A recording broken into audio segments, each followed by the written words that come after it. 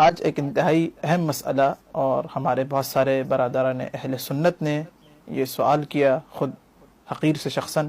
یہ سوال کیا، اور یہ ایک مسئلہ تاریخ کے اندر موجود ہے، وہ یہ کہ علماء اہل سنت کے پاس ان کی کتب میں کثرت سے یہ روایت موجود ہے کہ حضرت عمر کا مولا متقیان کی بیٹی بی بی ام کلثوم کے ساتھ عقد ہوا تھا، نکاح ہوا تھا۔ آئیے دیکھتے ہیں تاریخی حوالے سے کیا یہ حقیقت ہے یا ایک جھوٹ ہے، ایک دھوکہ ہے کہ جس کے اندر مسلمانوں کو رکھا گیا۔ ناظرین گرامی، اگر کوئی تاریخ میں تھوڑی دقت کرے، تھوڑا غور و فکر کرے تو اس کے لیے دو دونی چار کی طرح یہ مسئلہ واضح ہو جائے گا اور اس کے لیے عیاں ہو جائے گا کہ یہ فقط اور فقط ایک جھوٹی بات ہے کہ جس کو ایک حقیقت کو چھپانے کے لیے جس جھوٹ کو گڑا گیا۔ حضرت عمر کے بارے میں یہ بات مسلم ہے کہ حضرت عمر جب اسلام لے کر آئے ہیں تو ان کی عمر 40 سال تھی، 40 ایئرس۔ تمام علماء اس بات کے قائل ہیں، سنی ہو شیعہ ہو، ہر مسلمان اس بات کا قائل ہے۔ حضرت عمر کی عمر 40 سال اسلام کے وقت، اور جب قتل ہوا حضرت عمر کا، جب وفات ہوئی ہے تو اس وقت ان کی عمر 63 سال، 63 ایئرس۔ جب اسلام لے کر آئے ہیں حضرت عمر 40 سال کے، اور اس وقت مولا متقیان 9 سال کے ہیں۔ مولا متقیان امیر المؤمنین علیہ السلام،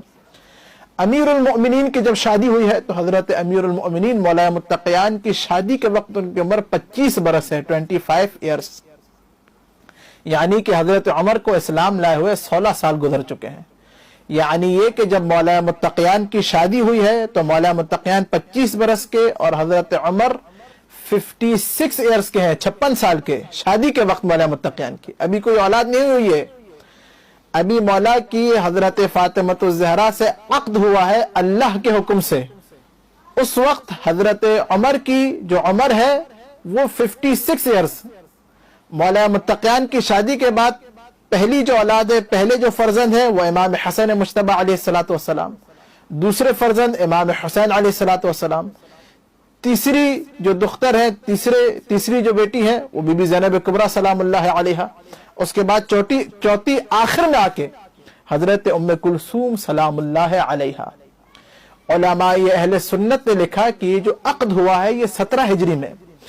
17 ہجری میں بی بی ام کلثوم 5 یا 6 سال کی چھوٹی بچی ہے۔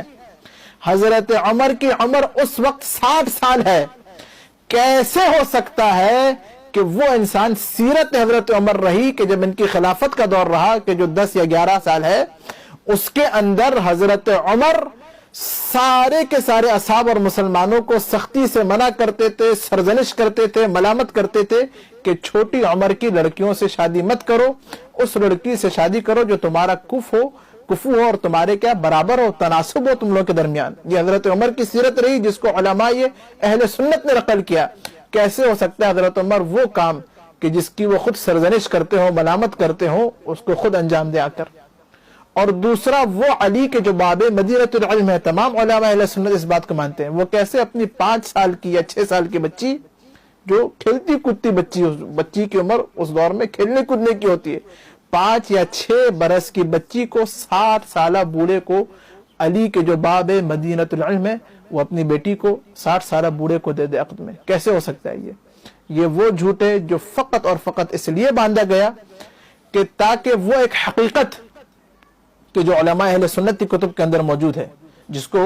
بعض منصف علماء اہل سنت قبول کرتے ہیں کہ حضرت عمر بی بی نبی کی شہادت کے بعد، نبی کے گزر جانے کے بعد بی بی زہرا سلام اللہ علیہا کے در پر آئے، در کو جلایا، حضرت محسن شہید ہوئے۔